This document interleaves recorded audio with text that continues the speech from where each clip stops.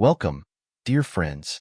Today, we're going to explore a topic that holds immense importance for anyone navigating the golden years of life. Have you ever found yourself wondering about the delicate balance between sharing your life and safeguarding your personal boundaries? It's a profound question, isn't it? With age, we often realize that while openness can build connections, keeping certain things private can preserve peace, dignity, and independence. That's exactly what we'll be talking about in this video. This isn't just a casual conversation. It's a journey to empower you to live with more confidence and a stronger sense of control over your life. Together, we'll uncover 9 essential things you should never share with anyone, not even those closest to you. Don't misunderstand me. This isn't about secrecy or building walls. It's about setting boundaries that protect your well-being, nurture your relationships, and allow you to truly thrive in this stage of life. As we go through these points, I invite you to reflect on your own experiences. Think about how these lessons might apply to your life and what changes, if any, you might want to make. If anything resonates with you, don't hesitate to share your thoughts in the comments. If you haven't already, consider subscribing and hitting the notification bell so you'll be the first to know when a new video drops. Your support truly makes a difference. If you found value in this video, a like and share would mean a lot in helping me reach more people with these important lessons. And I'd love to hear from you. If you're enjoying this topic, leave a 1 in the comments or a 0 if you'd like to see something different. Your feedback helps me improve and bring you the content you want. So, grab your favorite cup of coffee or tea, settle into a comfortable chair, and let's dive deep into these life-changing insights. Remember, this isn't about lecturing. It's about sharing wisdom that can make your journey smoother and your relationship stronger. Let's begin, shall we? Point 1. The details of your finances. Managing your finances wisely is one of the most empowering things you can do, especially in your later years. But here's the thing. Sharing too much about your financial situation, even with loved ones, can sometimes create problems you never anticipated. It's not about distrusting the people around you. It's about maintaining a healthy boundary that ensures your independence and keeps potential misunderstandings at bay. Let's think about this for a moment. Have you ever noticed how money can sometimes change the dynamics of a relationship? It's not intentional, but when people know too much about your savings, investments, or retirement plans, it can create expectations.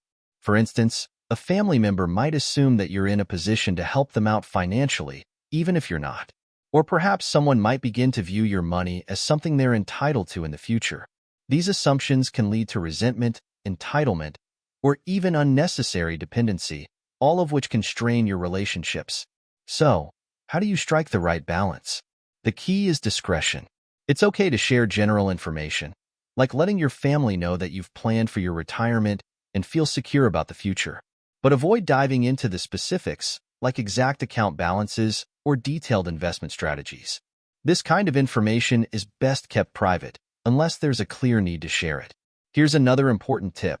Choose a trusted financial advisor or confidant who can step in to manage your finances if the need arises. This could be a professional or a family member who truly understands your priorities and respects your wishes. Having someone like this in place ensures that your financial decisions will align with your values, even if you're not in a position to handle them yourself. Now, I'm curious, how do you currently manage conversations about money with your family? Do you share everything, or do you prefer to keep some details to yourself? Let me know in the comments because I'd love to hear your thoughts on this. Ultimately, maintaining privacy around your finances isn't about hiding things from the people you love. It's about safeguarding your autonomy and ensuring that your financial choices reflect your needs and desires, not someone else's expectations. This balance allows you to enjoy a sense of security and peace of mind, knowing that you're in control of your financial future. So, as you think about your own financial boundaries, consider whether there are any changes you'd like to make. And remember, this isn't just about protecting your money. It's about protecting your independence and the relationships you hold dear. Point 2. Plans for inheritance or will details. Talking about inheritance or the details of your will is one of the most sensitive topics you might face with your family. It's natural to want your loved ones to feel secure about the future, but openly sharing the specifics of your plans can sometimes do more harm than good. Even the most well-meaning conversations about this can lead to unexpected misunderstandings, tensions, or even conflicts. Let me explain why. When you reveal who will receive what or how your estate is divided, you might inadvertently create feelings of jealousy or resentment among family members. Maybe one child feels they've been treated unfairly, or a relative interprets your decision as favoritism. This can lead to disputes that linger far beyond your lifetime, creating rifts in relationships you worked so hard to nurture. There's also the possibility that someone might develop a sense of entitlement. For example, they might start counting on an inheritance that hasn't been transferred yet, or they may even attempt to influence your decisions while you're still here. These situations can put you in a very uncomfortable position where you feel pressured to justify your choices or reconsider your plans just to maintain harmony. So, what's the solution? The best approach is to keep these details private and focus on ensuring that your will is clear, legally sound, and reflects your true intentions. Work closely with a qualified attorney or financial advisor to craft a plan that aligns with your values and considers any tax implications or legal requirements. Updating your documents regularly is also crucial. Life changes, and so should your plans. If you feel it's important to share your intentions, consider doing so in broad strokes rather than diving into specifics.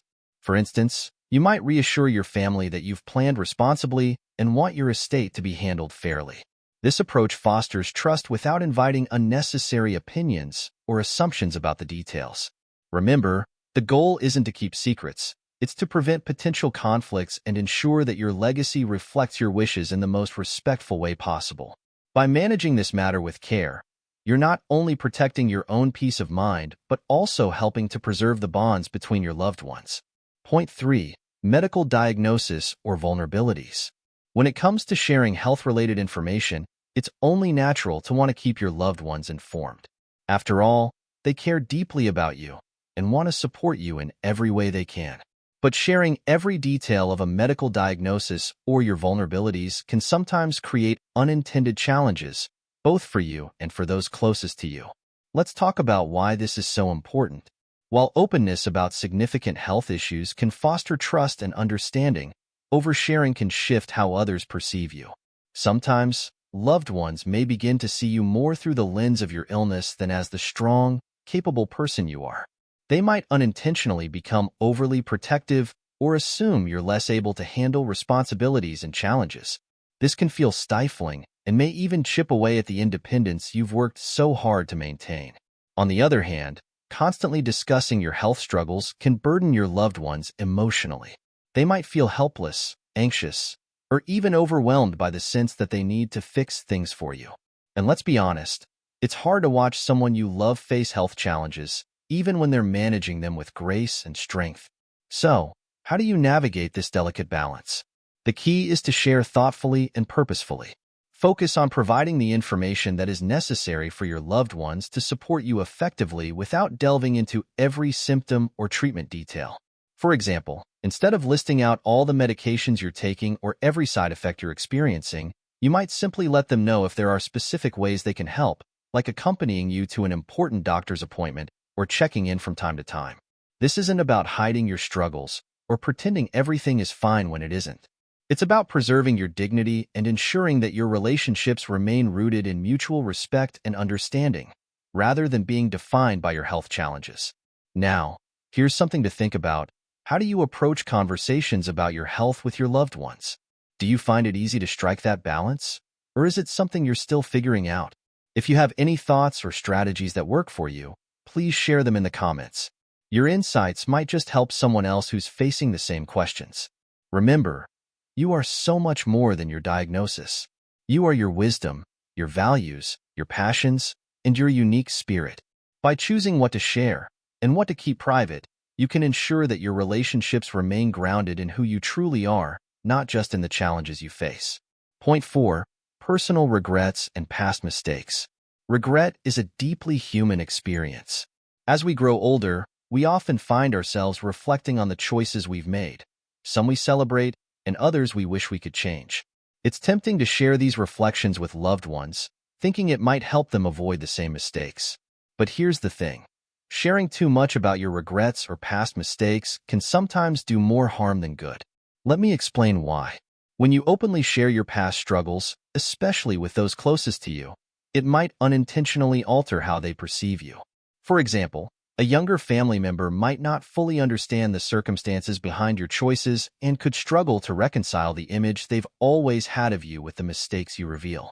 Even those who love and respect you deeply might find it challenging to see past those confessions, unintentionally focusing more on the mistakes than the person you've become. On the flip side, oversharing personal regrets can also weigh heavily on your loved ones.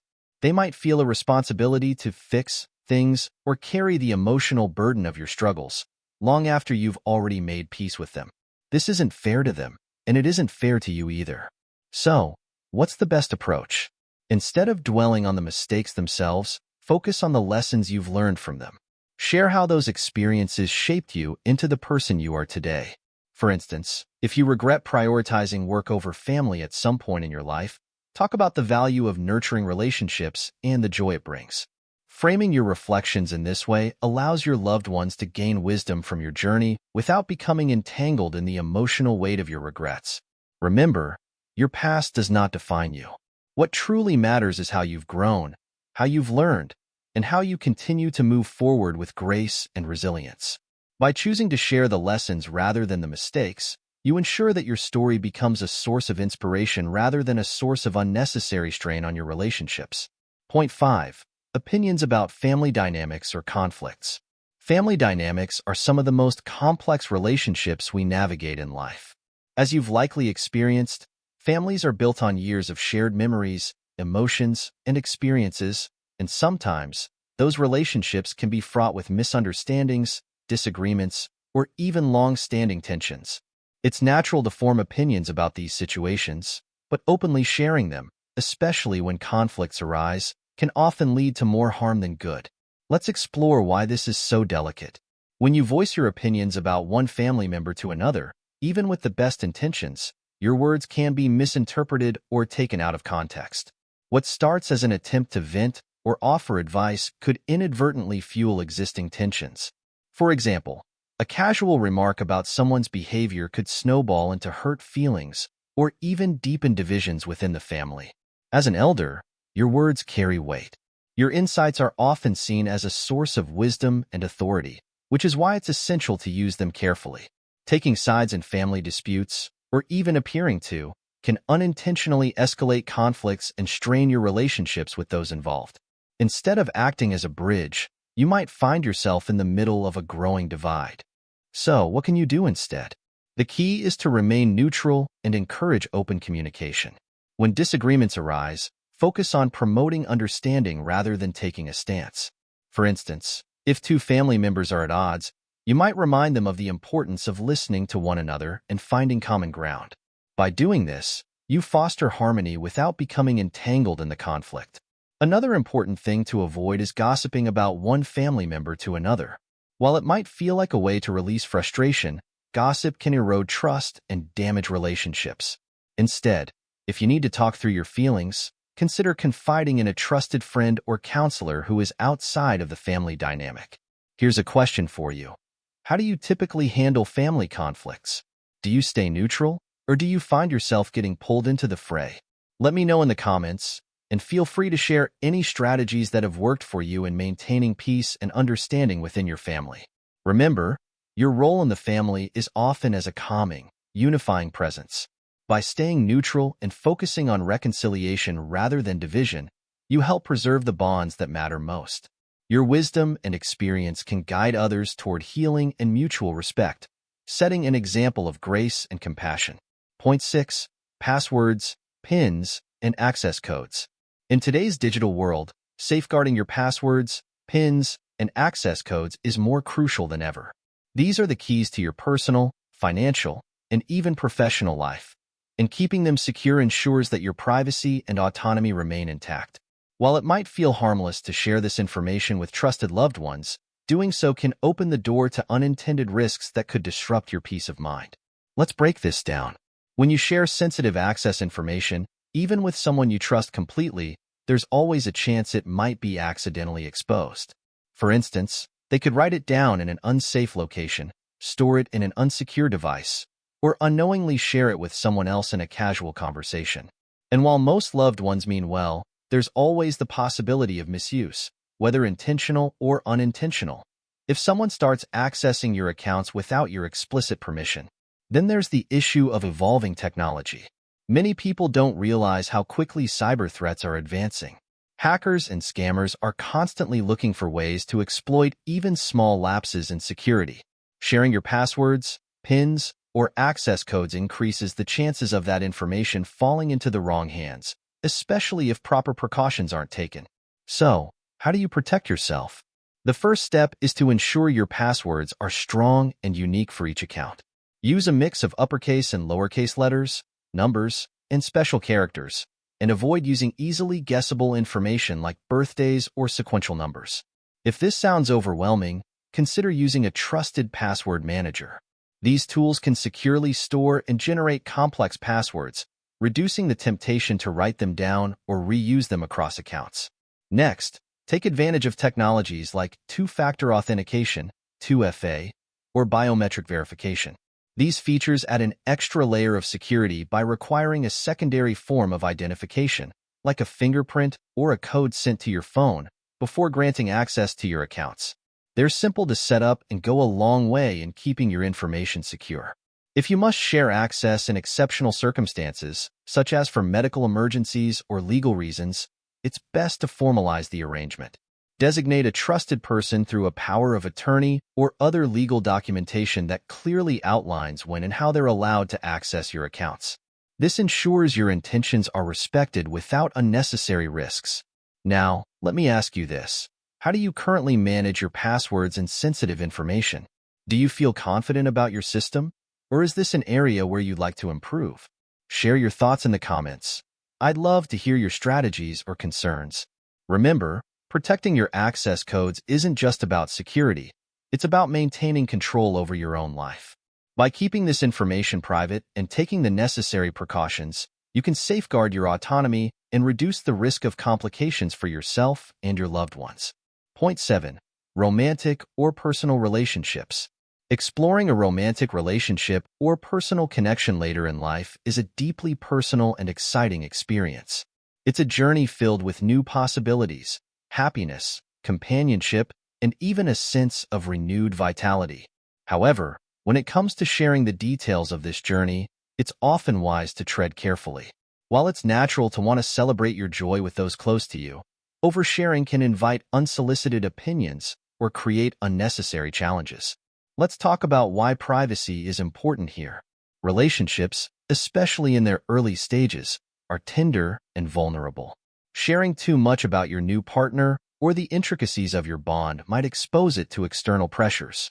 Well-meaning friends or family members may unintentionally impose their judgments or expectations, influencing how you perceive your connection. For instance, someone might comment on how they think your partner should behave, or they might question whether the relationship is appropriate for your stage of life. These remarks, even if harmless in intent, can sow seeds of doubt or tension. Another aspect to consider is that relationships later in life don't always fit into traditional molds. The dynamics, priorities, and emotional needs might differ significantly from those of younger couples. This uniqueness can sometimes be misunderstood by others, leading to misguided advice or assumptions. By keeping the details private, you allow your relationship to grow and evolve in a way that feels authentic and meaningful to both you and your partner. So, how do you approach sharing in a way that feels right? You might choose to share general updates with close friends or family, such as letting them know you're seeing someone who makes you happy, without delving into specifics about your interactions or future plans. This way, you're inviting them to share in your joy without opening the door to unwarranted scrutiny or opinions. It's also important to create a safe space for you and your partner to connect without feeling the need to seek external validation. This doesn't mean isolating yourselves, but rather focusing on what brings you happiness and fulfillment. Remember, this relationship is about you and your partner, not about meeting anyone else's expectations. Here's a question for you. If you've ever navigated a new relationship later in life, how did you handle sharing it with others? Did you keep it private, or did you involve family and friends from the start? Share your experiences in the comments. I'd love to hear your perspective. At the end of the day, your relationship is yours to define. It doesn't need external validation to be meaningful or successful. By protecting your connection from unnecessary outside interference, you give it the freedom to thrive and become a source of joy, comfort, and companionship. Point 8. Negative opinions about caregivers or living situations. As we age, many of us rely on caregivers or live in shared communities like retirement homes. These arrangements often bring convenience, safety, and companionship, but like anything in life, they can also come with their challenges. It's natural to feel frustrated or dissatisfied at times, but openly sharing negative opinions about your caregivers or living situation with family and friends can sometimes lead to unnecessary tension or conflict. Let me explain why. When you express dissatisfaction to loved ones, their immediate reaction is often to try and fix the problem. While their intentions come from a place of love, their involvement can unintentionally create friction between everyone involved. For example, a family member might confront your caregiver or the management of your community, escalating the situation and making it awkward for you to continue living there peacefully. This can even lead to strained relationships between your family members if they disagree on how to handle the situation. Additionally, airing grievances to those outside your living environment can sometimes make them feel helpless or guilty, especially if they aren't in a position to help. It can create a sense of emotional burden that may strain your connection with them. Instead of feeling supported, you might find that your loved ones begin to avoid conversations about your living situation because they feel overwhelmed by the perceived responsibility. So, how can you address these challenges constructively? The best approach is to address your concerns directly with the people involved. If something isn't working for you, whether it's the care you're receiving, the rules of your community, or even how meals are served, speak calmly and respectfully with the caregivers or management. Most professionals in these roles are eager to resolve issues and improve your experience, but they can only do so if they're aware of the problem. If you find it difficult to speak up on your own, consider enlisting the help of a trusted advocate. This could be a family member, a close friend, or even a representative from your community's resident council, if one exists. Having someone by your side can make you feel more confident and ensure that your concerns are communicated effectively. Here's something I'd like you to think about. If you've ever been unhappy with a caregiver or living arrangement, how did you handle it? Did you speak up, or did you let the issue persist? Let me know in the comments. Your experiences might help someone else in a similar situation. Remember, addressing concerns directly doesn't just solve the problem. It also helps maintain harmony in your relationships with loved ones.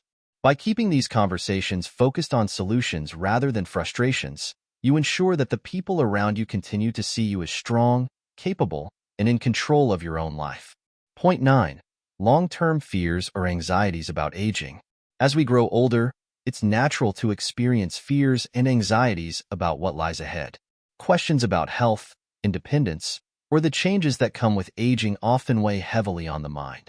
These feelings are valid and deeply human, but how we handle and share these concerns can make a big difference, not only for ourselves but also for the people who care about us. Let's talk about why this is so important. Sharing your fears too frequently or in great detail with loved ones can place an emotional burden on them. Family members and close friends might feel a sense of helplessness, believing it's their job to fix or alleviate your worries. This can create unnecessary stress for them, especially if they're already managing their own challenges.